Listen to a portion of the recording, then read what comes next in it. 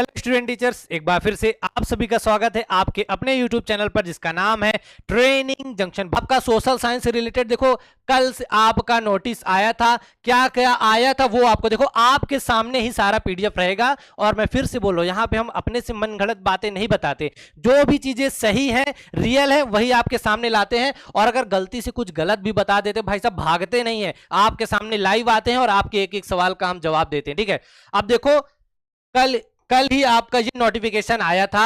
ठीक है, अब यहां पे आप लाइनें देखिएगा क्या क्या लिखा है, मैं सिर्फ लाइन पढ़ूंगा फिर आप ही कमेंट में बताइएगा कि सर क्या है इसमें। देखो क्या लिखा है कि आपका 27 से आपका 15 तारीख तक पेपर आयोजित होना है। अब देखो कक्षा 6 से 8 एवं कक्षा 9-10, क्या कक्षा 6 से 8 एवं कक्षा जो 9-10 है उनके लिए क्या है, अभ्यर्थियों जिन्होंने क्या सामाजिक विज्ञान यानी सोशल साइंस विषय का चयन किया है वो क्या करेंगे, इतिहास, भूगोल, अर्थशास्त्र एवं राजनीति शास्त्र में से किसी दो विषय का चयन करने में त्रुटि किए हैं, उन्हें त्रुटि निराकरण हेतु आज दिनांक 7/12/2023 तक अंतिम अवसर प्रदान किया है। मतलब अगर आपने सब्जेक्ट चूज करने में गलती की है तो आप आज 7/12 आज रात तक खाली आप अपने जो सब्जेक्ट गलत किए उसमें चेंज कर सकते हैं। अब चेंज क्या करना है वो आप लोग देख लो। ठीक है, क्या करना है आप लोग देख लो, क्या कि क्या लिखा है, अगर उम्मीदवार द्वारा पार्ट 1 यानी आपको पता है 2 सेक्शन होंगे, एक में इतिहास विषय का चयन किया गया है तो पार्ट 2 में भूगोल, अर्थशास्त्र, राजनीति शास्त्र विषय में से किसी एक विषय का चयन करेंगे। देखो सिंपल से क्या, अगर पार्ट 1 में आपने हिस्ट्री चूज किया है तो सिंपल से पार्ट 2 में आप हिस्ट्री नहीं चूज कर सकते हैं। क्या आप सिलेक्ट कर सकते हैं, आप ज्योग्राफी, और ज्योग्राफी हो गया आपका, राजनीति शास्त्र हो गया और अर्थशास्त्र। ठीक है, और उसके बाद जो आगे की लाइन है वो देख लो क्या लिखा है कि अगर उम्मीदवार द्वारा पार्ट 1 में क्या भूगोल विषय का चयन किया गया है तो पार्ट 2 में अर्थशास्त्र, राजनीति शास्त्र में से किसी एक विषय का चयन करेंगे। ये देख लो, अपने दोस्तों को बता दो, मैंने सुबह भी इस पे वीडियो बनाया था, तब बहुत सब बच्चे बोले थे बकवास कर रहे, लेकिन देख लो अभी जस्ट आपका 2 घंटे पहले का नया नोटिफिकेशन आया है। क्या लिखा है इसमें, अगर पार्ट 1 में आपने हिस्ट्री सेलेक्ट किया है, आप पार्ट 1 में अगर आपने हिस्ट्री सेलेक्ट किया है तो पार्ट 2 में आप ज्योग्राफी, अर्थशास्त्र, राजनीति शास्त्र में कुछ भी सिलेक्ट कर सकते हैं। अगर पार्ट 1 में आपने ज्योग्राफी सेलेक्ट कर लिया है तो पार्ट 2 में याद रखना आप हिस्ट्री सेलेक्ट नहीं कर सकते हैं, आपको क्या करना पड़ेगा, अर्थशास्त्र, राजनीति शास्त्र में से किसी एक विषय का चयन करना पड़ेगा।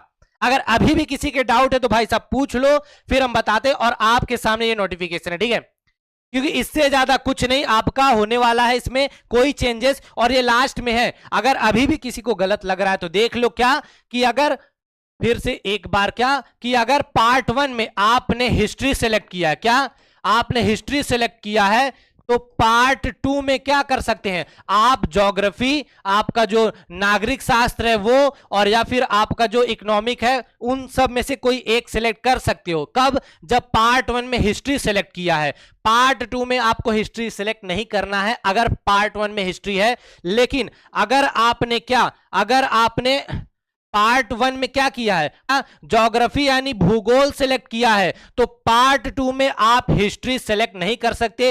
राजनीति शास्त्र, समाज शास्त्र में आपको दोनों में से जो भी विषय हैं उनमें से एक सेलेक्ट करना पड़ेगा।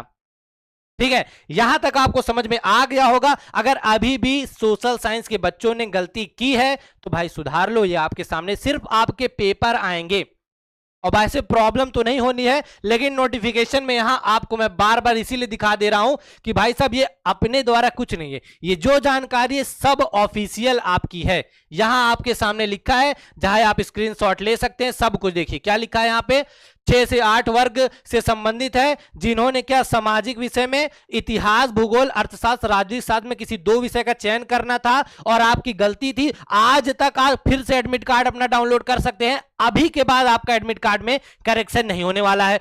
अगर उम्मीदवार द्वारा पार्ट 1 में इतिहास विषय का चयन किया गया, भाई साहब देखो साफ साफ लिखा है कि पार्ट 1 में अगर आपने इतिहास का चयन किया है तो पार्ट 2 में आपको भूगोल, अर्थशास्त्र, राजनीति शास्त्र में से किसी एक विषय का चयन करना होगा। अगर, लेकिन अगर क्या है, और अगर उम्मीदवार द्वारा पार्ट 1 में भूगोल विषय का, अगर पार्ट 1 में आपने भूगोल विषय का चयन किया है तो पार्ट जो सेक्शन 2 है ना उसमें आपको अर्थशास्त्र राजनीति शास्त्र में किसी एक विषय का, मतलब पहले में इतिहास है तो दूसरे में ज्योग्राफी ले सकते हो, लेकिन पहले में ज्योग्राफी दूसरे में आप इतिहास नहीं ले सकते हो। आई होप अब आपकी सारी जानकारी समझ में आपको आ गई होगी। अभी भी कोई अगर आपका, मेरे प्रिय भाइयों, अगर कोई आपका इश्यू बचता है तो आप अभी कमेंट करके पूछिए, मैं अभी आपका तुरंत आपके कमेंट का जवाब दूंगा।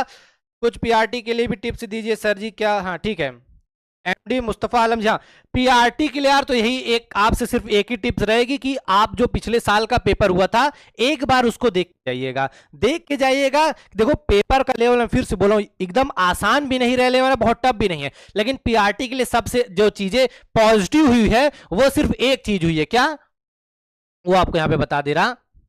पीआरटी के लिए क्या हुआ है कि पहले देखो 6000 वैकेंसी थी, बहुत कम बच्चों ने भरा था, अब वो वैकेंसी लगभग आपकी 11000 के करीब हो गई है। अभी अभी केवीएस का आपका आया है, केवीएस में बच्चे ज्वाइन कर चुके हैं, और इसमें क्या था कि बहुत ज्यादा आपकी 11000 वैकेंसी में जितना समझ में आया था, जो आपका टोटल ओवरऑल जो हमारे पास था लगभग 80000 बच्चों ने पेमेंट के साथ, फॉर्म तो बहुत भरे गए थे लेकिन 80000 से कम, मतलब और कम होंगे क्योंकि भाई साहब बहुत सारे बच्चों ने 2-2 बार 3-3 बार पेमेंट की।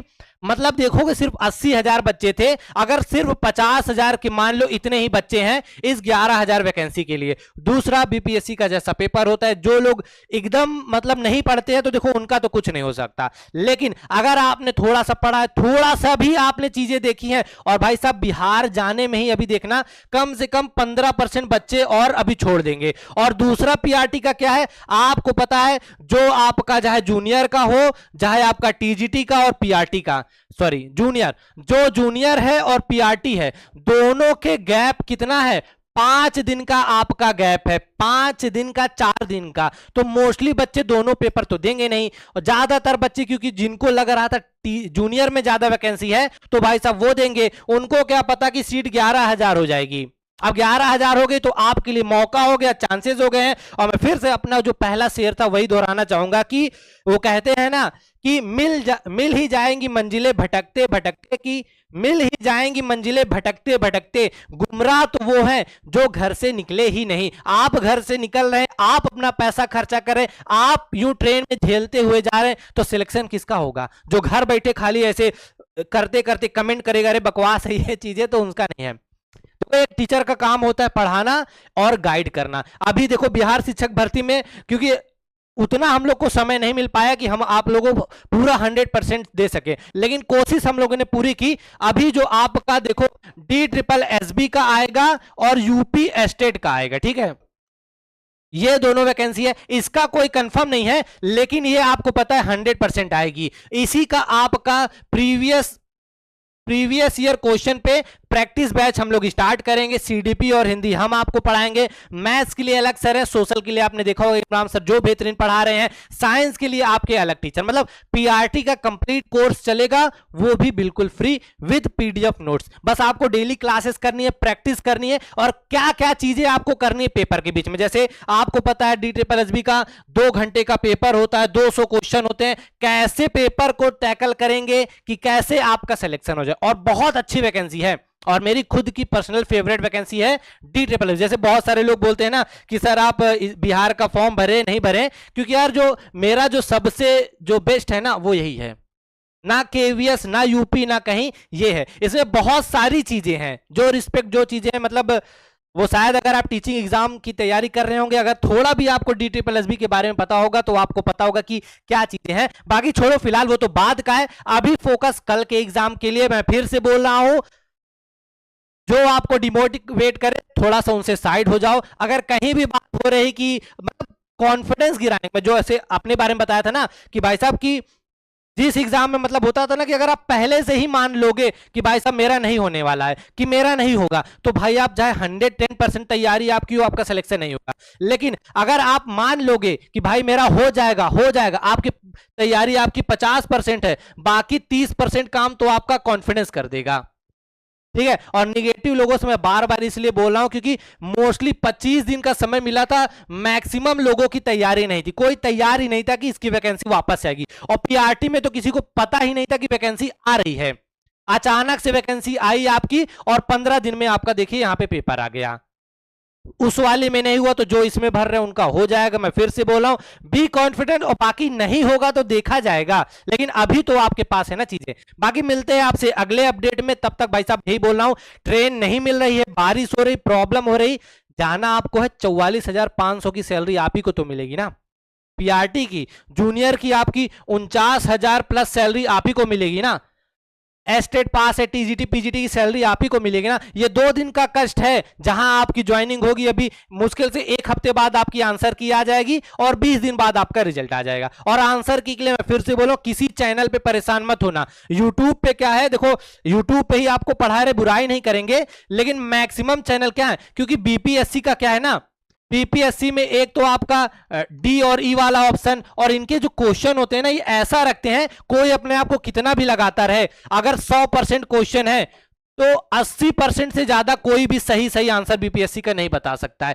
कोई भी चैनल। और आपके कुछ हैं चैनल, मैं नाम नहीं लूंगा, लेकिन आंसर की डालेंगे तो मैं फिर से बोल रहा हूं, आंसर की आपको पता है, आपका आखिरी पेपर 15 दिसंबर को खत्म होगा, और आपका 21 दिसंबर से पहले आपकी आंसर की ऑफिशियल आ जाएगी। उस आंसर की को मिलाइएगा, उसके बाद जब नंबर कम होंगे, बढ़ेंगे, ऑब्जेक्शन करना, सब कुछ बताया जाएगा। लेकिन आप यूट्यूब वाली आंसर की के भरोसे मत बैठिए, क्योंकि आप क्या होता है कि आपने देखा, आपको लगा भाई साहब आपके 20 नंबर ज्यादा हो गए, मतलब ये 20 नंबर ज्यादा इन द सेंस कि जो क्वेश्चन वो बता रहे उसके हिसाब से, और कुछ लोगों के हो सकता है सच में 15 क्वेश्चन सही है, लेकिन यूट्यूब वाले बाबा लोग बता रहे तो ये चीजें गलत हो जा रही हैं। तो वो मत करिएगा, आप 5 दिन वेट करिएगा, ऑफिशियल आंसर की से मिलाइएगा। पिछली बार भी जो आपकी आंसर की आई थी उसमें कुछ क्वेश्चन जो गलत है, ऑब्जेक्शन हम लोगों ने किए थे यहां से, वो अलग बात है, सिर्फ आपके 2 क्वेश्चन के ही आंसर आपके बढ़े थे, लेकिन बढ़े थे,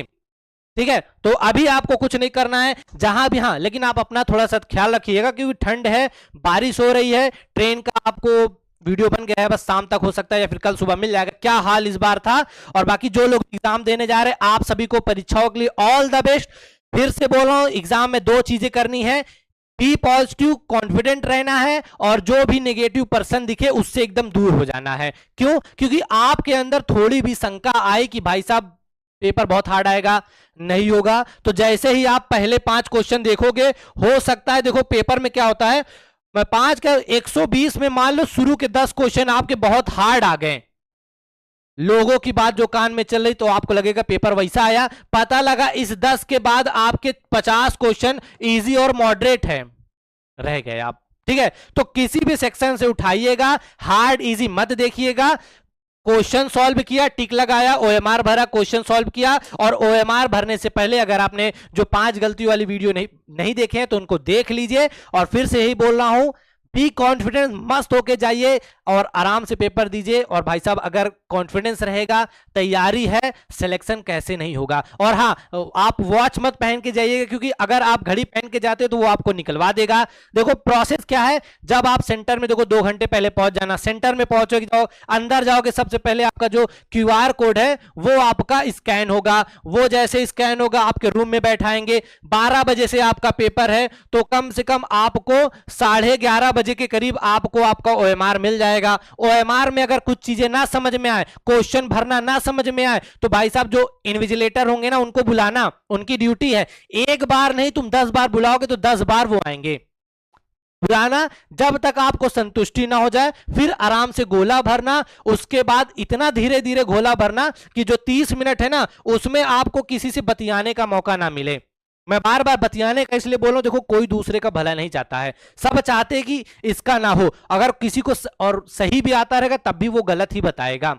आप अच्छे हो सकते हैं कि भाई साहब मैं दूसरों को सही बता दूं, लेकिन हर कोई ऐसा नहीं होगा, ठीक है। किसी पे भरोसा नहीं करना है, मस्त मस्ती से पेपर देना है। शुरू के हार्ड आ रहे हैं, कोई दिक्कत नहीं, हार्ड पेपर क्या है वो नहीं, बी पॉजिटिव और आराम से क्वेश्चन को पढ़ते हुए एक एक क्वेश्चन को ध्यान से और ओएमआर को सही से भरना, क्योंकि जल्दबाजी में आप 1-2 क्वेश्चन भी अगर गलत करेंगे तो बाद में बहुत खलता है उन चीजों का, ठीक है। तो बस इसी के साथ मिलते हैं आपसे अगले अपडेट में।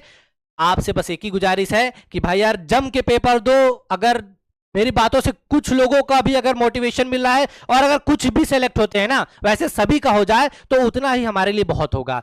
ठीक है, तो इसी के साथ मिलते हैं आपसे अगली वीडियो में। अगर आपको चीजें अच्छी लगी है तो चैनल को सब्सक्राइब करिएगा, वीडियो को लाइक करिएगा, और आप सभी को ऑल द बेस्ट। अगर हमारी बातें आपको समझ में आ गई हैं तो भाई साहब एक बार कमेंट में आप सभी लोग थम्स अप कर दीजिए। फिर मिलते हैं आपसे अगली वीडियो में। ठीक है, ठीक है, आपसे मिलते हैं। बाकी सभी लोग थम्स अप कर दीजिए एक बार। और सिर्फ अबकस गया जी, रविंद्र कुमार जी, और राजू शर्मा जी, वर्षा सिंह जी, मोहम्मद मुस्तफ़ा आलम जी, आप सभी को, जितने भी लोग यहाँ पे देख रहे हैं सभी को ऑल द बेस्ट। और बस तोड़ आना है, छोड़ना नहीं है किसी चीज को। ठीक है, एक भी क्वेश्चन छूटना नहीं चाहिए और सभी का सिलेक्शन होना चाहिए।